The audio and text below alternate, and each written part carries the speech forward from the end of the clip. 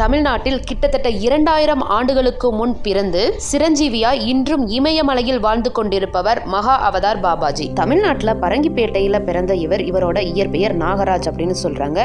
இவர் போகர் சித்தரோட சீடரா இருந்தவர் அப்படின்னு சொல்லப்படுது. தன்னுடைய தவத்தின் பலனாய் பல்லாயிரம் ஆண்டுகள் கடந்தும் இன்றளவும் இமயமலை பகுதியில் வாழ்ந்து வருகிறார். கிரியா யோகம் அப்படின்ற அற்புதமான கலையை தன்னோட சீடர்களுக்கு கற்றுக் கொடுத்திருக்காரு. 144 வகையான பயிற்சிகளின் கலவையே கிரியா யோகம் அப்படின்னு சொல்லப்படுது. ஒரே நேரத்தில் பல இடங்கள்ல ஒளி ரூபமாகவும் உருவமாகவும் காட்சி கொடுப்பவர் மகா அவதார் பாபாஜி.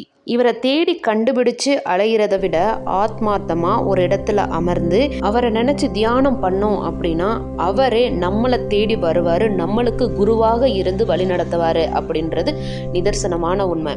எல்லா நேரத்திலும் எல்லா இடங்களுக்கும் எல்லோராலையும் போக முடியாது. அப்போ யாரை நம்ம குருவாக அடையணும்னு நம்ம நினைக்கிறோமோ அவங்கள மனதார நினைத்து ஆத்மார்த்தமாக ஒரு இடத்துல அமர்ந்து அவங்கள நாம் நினச்சி தியானம் பண்ணும்போது கண்டிப்பாக நம்மளோட பக்தி உண்மையாக இருக்கிற பட்சத்தில் கண்டிப்பாக அவங்களே நம்மளை தேடி வந்து குருவாக இருந்து நம்மளுக்கு வழி நடத்துவாங்க அப்படின்றது நிதர்சனமான சத்தியமான உண்மை. உங்களுக்கு மகா அவதார் பாபாஜி பிடிக்குமா? அப்போ இந்த வீடியோக்கு லைக் கொடுத்துட்டு குருவே சரணம் அப்படின்னு கமெண்ட் பண்ணுங்க. சிவாய நம. வாழ்க வளமுடன். நல்லதே நடக்கும்.